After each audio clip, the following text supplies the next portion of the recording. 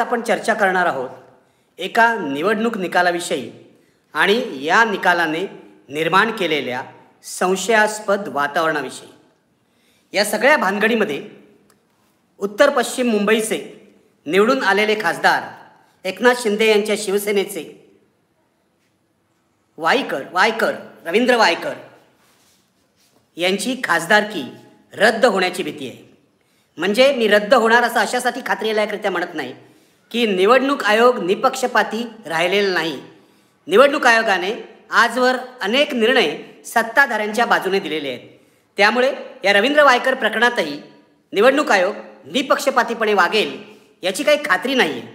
पण ही जी निवडणूक झालेली आहे उत्तर पश्चिम मुंबईतली अमोल कीर्तीकर विरुद्ध रवींद्र वायकर, यामध्ये रवींद्र वायकर हे केवळ 48 मतांनी जिंकलेले आहेत आणि याविरुद्ध कोर्टात जाण्याची तयारी अमोल कीर्तीकर यांनी केलेली आहे। काही दिवसातच ते कोर्टात जातील अशी अपेक्षा आहे। पण मधल्या काळामध्ये ज्या घडामोडी घडलेल्या आहेत त्या निवडून आलेले खासदार रवींद्र वायकर यांच्या दृष्टीने अत्यंत अडचणीच्या आहेत। म्हणून मी सुरुवातीला म्हटलं, जर निवडणूक आयोग निपक्षपातीपणे वागला तर वायकर यांची खासदारकी रद्द होण्याचा धोका आहे। याचं कारण उमेदवार किंवा उमेदवाराचा प्रतिनिधी जर आयोगाच्या कायद्याविरुद्ध, निवडणूक आयोगाच्या कायद्याविरुद्ध म्हणजे निवडणूक कायद्याविरुद्ध वागत असेल, काही गैरप्रकार करत असेल तर त्याचं बालन, त्याचा आरोप हा उमेदवारावर येतो आणि निवडून आलेला उमेदवार असेल तरीसुद्धा त्याची उमेदवारी रद्द होऊ शकते, हे लक्षात घ्या। आपण हे बघायला पाहिजे की नेमकं काय घडतंय। याचं कारण वाटेल ते पुराव्याशिवाय आरोप करण्यात काही अर्थ नाही। निवडणूक आयोगाची विश्वासार्हता महत्त्वाची असते, पण दुर्दैवाने ही विश्वासार्हता आता राहिलेली नाही आहे। या उत्तर पश्चिम मतदारसंघामध्ये, मुंबई उत्तर पश्चिम मतदारसंघामध्ये काय झालंय तुम्ही बघा। इथे एक माणूस, बघा कसं घडतंय कथानक। एक माणूस जो उमेदवाराचा प्रतिनिधी आहे त्याचं नाव आहे मंगेश पंडिलकर। हा माणूस मतमोजणीच्या वेळेला मोबाईल घेऊन आढळला। आता मतमोजणीच्या ठिकाणी कुणी मोबाईल घेऊन जायचे याचे काही नियम आहेत। त्यानुसार जो उमेदवाराचा प्रतिनिधी आहे तो मोबाईलचा वापर करू शकत नाही। कोणत्याही उमेदवाराचा प्रतिनिधी हा मोबाईलचा वापर करू शकत नाही। पण हा जो मंगेश पंडिलकर आहे तो मोबाईल वापरत होता आणि सगळ्यात धक्कादायक गोष्ट म्हणजे हे बेकायदेशीर कृत्य करताना त्याच्या हातात जो मोबाईल होता तो दिनेश गुरव नावाच्या निवडणूक आयोगाच्या कर्मचाऱ्याचा मोबाईल होता। धक्कादायक प्रकार हा आहे की हा जो दिनेश गुरव आहे, निवडणूक आयोगाचा एम्प्लॉई, कर्मचारी, त्याने आपला मोबाईल या मंगेश पंडिलकरला का दिला? कारण मंगेश पंडिलकर याचा निवडणूक आयोगाच्या कर्मचाऱ्यांशी काहीही संबंध नाही। हा मंगेश पंडिलकर हा उमेदवार जे आहेत एकनाथ शिंदे यांच्या शिवसेनेचे उमेदवार रवींद्र वायकर यांचा मेहुणा आहे असं पुढे तपासामध्ये सिद्ध झालेलं आहे। त्याच्यावर गुन्हा दाखल केलेला आहे, दिनेश गुरववर गुन्हा दाखल केलेला आहे। तेव्हा पहिला प्रश्न हा येतो माझ्या मनामध्ये, संशय कुठे सुरू होतो बघा। मतमोजणीच्या वेळी अटीतटीची निवडणूक आहे, काही वेळेला अमोल कीर्तीकर पुढे आहेत, काही वेळेला रवींद्र वायकर पुढे आहेत। अशा वेळी रवींद्र वायकर यांचा मेहुणा, थेट मेहुणा, नातेवाईक हा निवडणूक कर्मचाऱ्याचा मोबाईल घेतो, तिथे टॉयलेटला जाण्याचं निमित्त करून बाहेर जातो आणि अनेकांशी फोनवर बोलतो। हा काय प्रकार आहे? काही लोकांनी असा आरोप केलेला आहे की हा जो मोबाईल आहे तो EVM जी आहे ती अनलॉक करायला वापरला जातो। निवडणूक आयोगाच्या ज्या रिटर्निंग ऑफिसर आहेत इथल्या या मतमोजणी केंद्राच्या, त्यांनी असं स्पष्टीकरण दिलेलं आहे की अशा प्रकारे मोबाईल अनलॉक करायला वापरला जात नाही। मोबाईलमध्ये कोणत्याही प्रकारचा OTP येत नाही। मोबाईल हा वेगळ्या कारणासाठी तो निवडणूक आयोगाच्या वेबसाईटला कनेक्ट केलेला असतो, कारण ती वेबसाईट अपडेट व्हावी म्हणून। त्याला एन्कोर असं म्हणतात, त्यांचं जे सॉफ्टवेअर आहे ते एन्कोर आहे, त्या एन्कोरसाठी हा वापरला जातो। त्यामुळे कोणत्याही प्रकारे EVMला काही करायला किंवा EVM हॅक करायला हा मोबाईल वापरला जात नाही। माझं म्हणणं ठीक आहे, तुमचं स्पष्टीकरण, निवडणूक आयोगाचं स्पष्टीकरण आपण मानलं, पण माझा प्रश्न असा आहे या निवडणूक अधिकाऱ्यांना ज्याबद्दल ते काही बोललेलं नाही, खरं तर महाराष्ट्रातले जे मुख्य निवडणूक अधिकारी आहेत यांनी स्पष्टीकरण द्यायला हवं, रिटर्निंग ऑफिसरला पाठवायला नको। त्यांनी हे सांगायला हवं की तुमचा जो कर्मचारी आहे, ज्याच्यावर पोलीस तपासानंतर गुन्हा दाखल करण्यात आला आहे, या दिनेश गुरवने उमेदवार रवींद्र वायकर यांच्या मेहुण्याकडे आपला मोबाईल कसा दिला, त्यांच्यामध्ये काय देवाणघेवाण झाली, याचं उत्तर लोकांना पाहिजे. कारण अशा प्रकारे एक सरकारी कर्मचारी उमेदवाराच्या प्रतिनिधीला आपला मोबाईल देत असेल तर तो निवडणूक गैरप्रकार आहे, गुन्हा आहे. त्यामुळे बाकीच्या गोष्टी तर सोडाच, EVM अनलॉक करायला वापरला जातो की नाही, त्या मोबाईलने हा माणूस काय करत होता, हा कुणाला फोन करत होता, पोलीस तपासात या गोष्टी बाहेर येऊ शकतात. यांनी कुणाकुणाला फोन केले त्या फोन कॉलची लिस्ट पोलिसांना मिळू शकते. पण पुन्हा एकदा माझं म्हणणं आहे, जर पोलिसांनी निपक्षपाती तपास केला तर ही दोन्ही माणसं जी आहेत ज्यांच्यावर गुन्हा दाखल झाला आहे त्यांना जबर शिक्षा होऊ शकते आणि रवींद्र वायकर यांची निवडणूकसुद्धा रद्द होऊ शकते. ही बातमी पहिल्यांदा ज्या वृत्तपत्राने दिली त्या मुंबईतल्या इंग्रजी वृत्तपत्राने आज माफी मागितली. कारण त्यांनी असं म्हटलं होतं की हा मोबाईल जो आहे तो EVM हॅक करायला वापरला जातो आहे असा आरोप कुणीतरी केला आहे. त्यांनी नावं घेतली नव्हती आणि त्यांनी ही बातमी छापली. खरं तर मिड डे या वृत्तपत्राला असा आगाऊपणा करायची गरज नव्हती. आपल्या हातात कोणताही पुरावा नसताना अशा प्रकारचा आरोप एखादा पत्रकार, एखादं वृत्तपत्र करू शकत नाही. किमान तो कोणाशी तरी बोलला असला पाहिजे, पण तेही त्यांनी केलं नव्हतं. त्यांनी अंदाज बांधला. पण निवडणूक अधिकारी जे म्हणतायत की हॅक करायला वापरू शकत नाही, आम्ही मान्य केलं. मुळामध्ये एका प्रश्नाचं उत्तर आजपर्यंत मुख्य निवडणूक अधिकाऱ्यांनी दिलं नाही, रिटर्निंग ऑफिसरने दिलं नाही की हा त्याच्या हातात गेला कसा.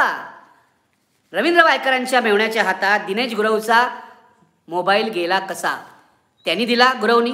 मगाशी मी म्हटल्याप्रमाणे त्यांच्यात काही देवाणघेवाण झाली की त्यांनी जबरदस्तीने घेतला, धमकी देऊन घेतला, प्रलोभन दाखवून घेतला, या प्रश्नांची चौकशी व्हायला पाहिजे. कारण हा निवडणूक घोटाळा आहे, हा मतमोजणी घोटाळा आहे, हे लक्षात ठेवा. यामध्ये अत्यंत महत्त्वाची गोष्ट अशी आहे की केवळ अमोल कीर्तीकर जे 48 मतांनी हरले, उद्धव ठाकरे यांच्या शिवसेनेचे उमेदवार, त्यांनीच फक्त तक्रार केलेली नाही आहे. तक्रार अपक्ष उमेदवार भरत शहा यांनीही केली आहे. आणि भरत शहा मुलाखतीत काय म्हणतात बघा. ते म्हणतात 4 जूनला मतमोजणी झाली, हे आपल्या सगळ्यांना माहिती आहे. 4 जूनला संध्याकाळी 6 वाजता मी तक्रार केली, परंतु पोलिसांनी FIR 11 जूनला दाखल केला. 7 दिवस पोलीस एका गंभीर गुन्ह्याबाबत FIR का दाखल करून घेत नव्हते. ती जी तक्रार आहे यांनी केलेली, यांचं नावही तक्रारदार म्हणून त्यांनी नोंदवून घेतलेलं नाही पोलिसांनी, रेकॉर्डवर यांचं नाव नाही. यांना फक्त टांगवाटांगवी केली आणि नंतर सरकारी कर्मचाऱ्याने तक्रार केली, सरकारी कर्मचाऱ्याने FIR केला, असं आता रेकॉर्डवर दाखवलं गेलं आहे. हा काय प्रकार आहे. अमोल कीर्तीकरांनी तर सुरुवातीचा FIR केला नव्हता. FIR या अपक्ष उमेदवारानं केला, भरत शहा नावाच्या. आणि तुम्ही त्याचा FIR सुद्धा 4 जूनला संध्याकाळी 6 वाजता तक्रार आल्यानंतर नोंदवून घेतला नाही. मला ह्याच्यामध्ये घोटाळा दिसतोय. 7 दिवस पोलीस काय करत होते. माझं म्हणणं आहे हा FIR करणाऱ्या, त्यांना आदेश देणाऱ्या पोलिसांचीही चौकशी झाली पाहिजे. पण आजच तुम्हाला सांगतो पोलिसांची चौकशी होणार नाही. कारण गृह खातं हे देवेंद्र फडणवीसांकडे आहे. देवेंद्र फडणवीसांचे भागीदार आहेत सत्तेमध्ये एकनाथ शिंदे, आणि एकनाथ शिंदेंच्या उमेदवाराविरुद्ध हे चाललं असल्यामुळे त्यांना वाचवण्याचा, त्या उमेदवाराला म्हणजे रवींद्र वायकरना वाचवण्याचा सगळा प्रयत्न होईल. मुद्दा असा आहे, आणखीन एक मुद्दा आहे या घोटाळ्यातला. अमोल कीर्तीकर यांनी तक्रार केली जिल्हाधिकाऱ्यांकडे आणि त्यांनी सांगितलं की याचं जे CCTV फुटेज आहे या मतमोजणी केंद्रातलं ते आम्हाला द्या, तुम्ही आम्हाला कोर्टामध्ये द्यायचं आहे. त्यांना संबंधित अधिकाऱ्यांनी बोलवून घेतलं आणि त्यांना सांगितलं की तुम्हाला CCTV फुटेज देता येणार नाही. हा काय प्रकार आहे. माझा मुद्दा असा आहे, कोणता निवडणूक कायदा सांगतो की मतदान केंद्र आणि मतमोजणी केंद्र यातलं CCTV फुटेज हे उमेदवाराला किंवा एखादा उमेदवार जर कोर्टात जात असेल तर त्याला देऊ नये. हे अधिकारी असं म्हणाले की निवडणूक कायद्याप्रमाणे आम्ही देऊ शकत नाही. असा कोणता कायदा आहे.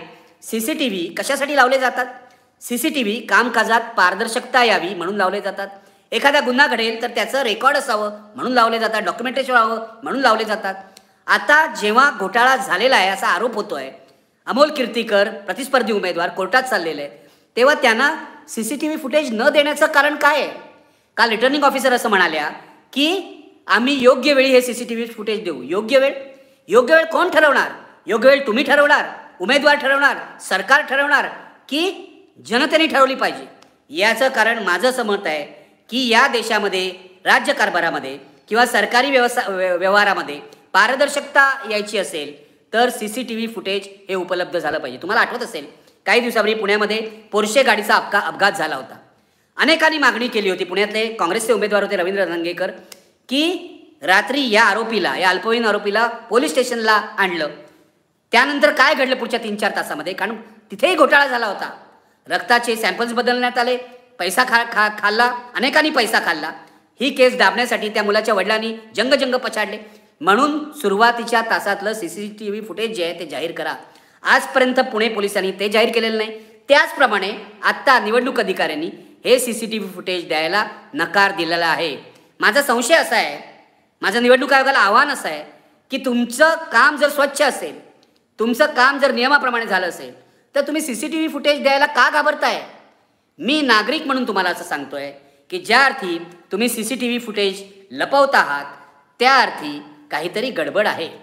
मोबाईलची गडबड आहे, CCTV फुटेजची गडबड आहे. म्हणजे या मतमोजणी केंद्रामध्ये, मुंबई उत्तर पश्चिमच्या मतमोजणी केंद्रामध्ये सगळं नियमानुसार झालेलं नाही असा एक नागरिक म्हणून मला संशय आहे. हा संशय लाखो लोकांच्या मनामध्ये आहे आणि नागरिक म्हणून आमचा अधिकार आहे सरकारला, निवडणूक आयोगाला जाब विचारण्याचा. तेव्हा लक्षात घ्या मित्रहो, इथे अमोल कीर्तीकर निवडून येतात की रवींद्र वायकर निवडून येतात एवढाच मुद्दा नाही आहे. हा 2 पक्षातला मुद्दा नाही आहे. हा निवडणूक यंत्रणेविषयी जर लोकांचा विश्वास कायम राहायचा असेल तर हे सगळे रेकॉर्ड्स जे आहेत, CCTV फुटेज, मोबाईलचे कॉल रेकॉर्ड, हे सगळे जाहीर झाले पाहिजेत आणि ते तपासण्याची परवानगी संबंधितांना, पत्रकारांसकट मिळाली पाहिजे. उद्या अमोल कीर्तीकर कोर्टात जातील, त्यांनी असं जाहीर केलेलं आहे. मी तुम्हाला एक गोष्ट सांगतो, काय धंदा असतो हा? ही अत्यंत भ्रष्ट व्यवस्था आहे. मी स्पष्ट सांगतो, काही अपवाद आहेत या भ्रष्ट व्यवस्थेमध्ये, परंतु न्यायालयीन व्यवस्थासुद्धा अत्यंत सडलेली आहे. अमोल कीर्तीकरांचा खटला ताबडतोबीने निकालात निघणार नाही. 4 वर्ष झाली, 5 वर्ष जातील आणि मग पुढच्या निवडणुकीच्या वेळा म्हणजे 2029 साली असं जाहीर केलं जाईल की रवींद्र वायकर यांचा गुन्हा सिद्ध झालेला आहे, त्यांची निवडणूक आम्ही रद्द करतो आहोत. उपयोग काय? माझा मुद्दा असा आहे, तातडीने या खटल्याची सुनावणी करा आणि जर रवींद्र वायकर यांची चूक झाली असेल तर त्यांना योग्य ती शिक्षा दिली पाहिजे, त्यांची खासदारकी रद्द केली पाहिजे. मुळामध्ये आता जेव्हा शपथ घेतील रवींद्र वायकर लोकसभेत जाऊन, तेव्हाच त्यांना थांबवायला पाहिजे. त्यांचा शपथविधी जो आहे तो स्थगित करायला पाहिजे, कारण त्यांच्या संपूर्ण निवडणूक प्रक्रियेविषयी हा संशय निर्माण झाला आहे. मित्र, मला असं वाटतं अत्यंत दुर्दैवी, अत्यंत खेदजनक आणि अत्यंत वेदनादायक अशी ही घटना आहे. याचं कारण अलीकडच्या काळामध्ये मुंबईमध्ये असा घोटाळा झाला नव्हता आणि यावेळी तर भारतभर असे वेगवेगळ्या प्रकारचे घोटाळे झालेले आहेत. कदाचित त्याचे पुरावे आरोप करणाऱ्यांकडे नसतील. एक तर EVM विषयी संशय आहे. EVM हॅक होतं की नाही हा वादग्रस्त विषय आहे. आजपर्यंत या देशातली बहुसंख्य जनता असं मानत होती की EVM हॅक होत नाही, पण या गोरेगावच्या घटनेनंतर किंवा देशात अनेक ठिकाणी EVMचे ज्या गडबडी झाल्या आहेत त्यानंतर जनतेचा EVMवरचा विश्वास कमी झालेला आहे. CSDSने केलेल्या एका सर्वेनुसार निवडणूक आयोगाची जी विश्वासार्हता आहे ती 53% होती आधी, ती 28%वर आलेली आहे. हा आकडा काय दर्शवतो? हा आकडा हे दर्शवतो की निवडणूक आयोग आपलं काम नीट करत नाही आहे असं ही मंडळी म्हणतायत, लोक म्हणतायत, मतदार म्हणतायत. निवडणूक आयोगाला लाज वाटायला पाहिजे, खरंच लाज वाटायला पाहिजे. याचं कारण काय काय झालं बघा. मध्यंतरी त्या 1.5 कोटी मतांचा घोटाळा झाला. आधी EVMमध्ये जी मतं पडली त्याचे आकडे आले, काही दिवसांनी करेक्टेड फिगर्स आल्या, दुरुस्त झालेले आकडे आले, त्याच्यामध्ये 1.5 कोटी मतांचा फरक होता. आणि जे मतदारसंघ याच्यामध्ये होते त्यामध्ये असं लक्षात आलं की प्रत्येक मतदारसंघात 25,000 असा हा आकडा पडतो. 25,000 हा मोठा आकडा आहे मतदानाच्या दृष्टीने. 25,000च्या आकड्याने एखाद्याचा विजय होऊ शकतो, एखाद्याचा पराजय होऊ शकतो, हे लक्षात घ्या. दुसरी गोष्ट, निवडणूक आयोग पक्षपातीपणे वागतं याविषयी काही संशय राहिलेला नाही. ज्या पद्धतीने उद्धव ठाकरे यांचं शिवसेना हे नाव, त्यांची निशाणी काढून घेण्यात आली, शरद पवारांची निशाणी आणि नाव काढून घेण्यात आलं, तो बेकायदेशीर निर्णय आहे. तो सुप्रीम कोर्टात त्याला आव्हान दिलेलं आहे या दोघांनी. आणि माझा थोडाफार जो कायद्याचा अभ्यास आहे त्यानुसार सुप्रीम कोर्ट निवडणूक आयोगाच्या निर्णयाविरुद्ध निर्णय देईल असं मला वाटतं. अर्थात हे वाटतं, याच्याकडे आजकाल कुणावरही ठाम विश्वास ठेवायची सोयच नाही आहे, हे लक्षात घ्या.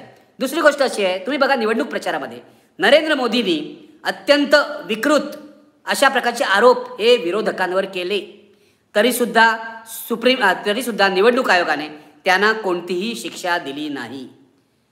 त्यांचं असं म्हणणं आहे सुप्रीम कोर्टाच्या मध्ये एका पत्रकार परिषदेत त्यांनी असं सांगितलं, ठीक आहे त्यांनी आरोप केले, विरोधकांनी आरोप केले. आम्ही दोघांवरही कारवाई न करण्याचा निर्णय घेतलाय. अरे हा काय प्रकार आहे? दोन माणसं जर चुका करतात तुमचं म्हणणं आहे, तर तुमचा अधिकार आहे किंवा तुमचं कर्तव्य आहे, तुम्ही त्यांच्यावर कारवाई करायला पाहिजे. तुम्ही कुणावरही जर कारवाई करत नसाल तर निवडणूक आयोग हवा कशाला? तुम्ही काय फक्त इलेक्शनच्या मॅनेजमेंटसाठी आहात, इलेक्शनच्या व्यवस्थापनासाठी आहात? हा निवडणूक आयोग संपूर्णपणे सत्ताधाऱ्यांच्या दबावाखाली आहे, याविषयी काही शंका नाही. मुंबईमध्ये काही ठिकाणी मतदान स्लो झालं. मुंबईमध्ये अनेक ठिकाणी EVMच्या गडबडी झाल्या. हिरानंदानीमध्ये झाली. आणखीन काही ठिकाणी तक्रारी आल्या. लोकांना लांब लांब रांगा लावायला लागल्या कारण EVMs कमी होती. याची जबाबदारी कोण घेणार आहे? माझं तर म्हणणं आहे निवडणूक आयोगावरच खटला टाकला पाहिजे. नागरिकांनी, कोणीतरी कार्यकर्त्यांनी हे काम करायला पाहिजे. याचं कारण तुम्ही जर लोकांना त्रास दिला असेल, तुम्ही जर निवडणूक यंत्रणा सक्षम ठेवण्यात अक्षम ठरला असाल, तर तुम्हाला जाब विचारणं हे नागरिकांचं काम आहे. म्हणून मला असं वाटतं या सगळ्या गोष्टी बोलल्यावर की ही जी उत्तर पश्चिम मुंबई मतदारसंघातली घटना आहे ती अत्यंत लांछनास्पद आहे. महाराष्ट्रातल्या मुख्य निवडणूक आयुक्तांना त्यांनी याचा निकाल ताबडतोब लागेल. आणि बहुतेक मला असं वाटतं ते रवींद्र वायकरना दोषी ठरवणार नाहीत. पुरावा असला, पोलीस तपासात आढळून आलं, याचं कारण पोलीस स्टेशनमध्ये काय गडबडी होतात ते आपल्या सर्वांना माहिती आहे. संजय राऊत यांनी आरोपही केला आहे. पोलीस स्टेशनमध्ये गेले 7 दिवस एक निवृत्त पोलीस अधिकारी जो आता रवींद्र वायकरांच्या जवळ आहे, तो सतत जाऊन काय करतोय, काय ढवळाढवळ करतोय, काय पाहिजे त्याला, हा प्रश्न संजय राऊत विचारलाय. अतिशय योग्य प्रश्न आहे, लक्षात घ्या. अतिशय योग्य प्रश्न आहे. तुम्ही पुरावे नष्ट करण्याचा प्रयत्न करणार आहात का? तुम्ही CCTV जे फुटेज आहे ते एडिट करण्याचा प्रयत्न करणार आहात का? तुम्ही मोबाईलचे कॉल रेकॉर्ड नष्ट करण्याचा प्रयत्न करणार आहात का? तर तुम्हाला हे सांगायला पाहिजे की अशा प्रकारे पुराव्यांशी खेळ करणं, पुरावे नष्ट करण्याचा प्रयत्न करणं हा गुन्हा आहे. तुमच्यावर, संबंधित अधिकाऱ्यांवर, रिटर्निंग ऑफिसरपासून सर्वांवर पुरावे नष्ट करण्याचा प्रयत्न केला म्हणून गुन्हा दाखल होऊ शकतो. तेव्हा माझं असं म्हणणं आहे, जर रवींद्र वायकरनी, त्यांच्या मेहुण्यांनी, त्या निवडणूक कर्मचाऱ्याने गडबडी केल्या असतील तर रवींद्र वायकरांची निवडणूक रद्द व्हायला पाहिजे. ज्या पद्धतीने मतदान चाललं होतं, ज्या पद्धतीने मतमोजणी चालू होती, त्या पद्धतीवरून हे लक्षात येत होतं की गडबड चालू आहे, काहीतरी गडबड चालू आहे. आणि ही जर गडबड असेल तर निपक्षपाती यंत्रणेमार्फत, अगदी एखादी तुम्ही ज्युडिशियल ऑथॉरिटी नेमा, एखादं कमिशन नेमा, एखादी SIT नेमा, पण सरकारच्या दबावाखाली जे नाहीत न्यायाधीश त्यांना नेमा आणि चौकशी करा आणि त्यांना 6 महिन्याच्या आत निकाल द्यायला लावा. रवींद्र वायकर यांची खासदारकी धोक्यात आलेली आहे. त्यांना जर लाज असेल तर त्यांनी आधीच राजीनामा द्यायला पाहिजे. याचं कारण त्यांची उमेदवारी ही सुद्धा लांछनास्पद होती. नाईलाजाने मी तिथे गेलो, ईडीला घाबरून गेलो, माझी बायको अडकली हो, असं ते बोलायला लागले होते. तेव्हा ते जिथे आहेत ना तिथे मजबुरीने आहे, ते लोकांना माहिती आहे. ते निवडून आले, या निवडणुकीत हा अपघात आहे किंवा घोटाळा आहे. म्हणून म्हणतो या घोटाळ्याचा तपास झाला पाहिजे आणि केवळ अमोल कीर्तीकरांना नाही, अमोल कीर्तीकर या व्यक्तीला नाही, मतदारांना न्याय मिळाला पाहिजे. जर रवींद्र वायकर यांची खासदारकी रद्द झाली तर तो न्याय, अंतिम न्याय मतदारांना मिळालेला असेल, हे लक्षात ठेवा. तर मित्रांनो, जर तुम्हाला आमचा व्हिडिओ आवडला असेल तर आमचं चॅनल सबस्क्राईब करा, लाईक करा, शेअर करा आणि बाजूला असलेला बेल आयकॉनवरती प्रेस करा, जेणेकरून तुम्हाला आमच्या चॅनेल्सच्या सगळ्या अपडेट्स प्राप्त होतील.